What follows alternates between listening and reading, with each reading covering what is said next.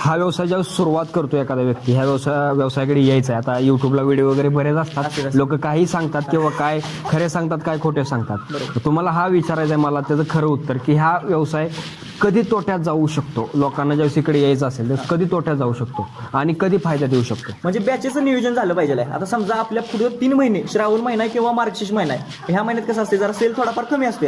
मग त्याच्या अगोदर तुम्ही 3 महिने जर बॅच टाकताना जर मोठ्या प्रमाणात बॅच टाकली तर त्यावेळेला तुमचा मार्केट पडलेला असते म्हणा. जर तुम्ही व्यापाऱ्याला पक्षी देणार असला तर कमी रेटनं तुमचा पक्षी जाऊ शकतो. पुढचं नियोजन तुमचं पाहिजे. आखाडात आता ह्या पक्ष्यांना जास्त मार्केट असते, मग तुम्ही बॅचेस टाकताना त्यानुसार टाकायच्या की पुढं काय कशानुसार आपला सेल होऊ शकतोय त्यानुसार टाकायचं.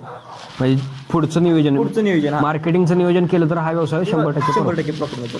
आणि शरीरासाठी ह्या कोंबडीचं काय महत्व वाटतंय तुमच्या मते? गावरान म्हणजे कसं आहे, सुरुवातीला पहिले म्हाताऱ्या माणसांपासून आपल्याला सांगते तेच गावरान खावा.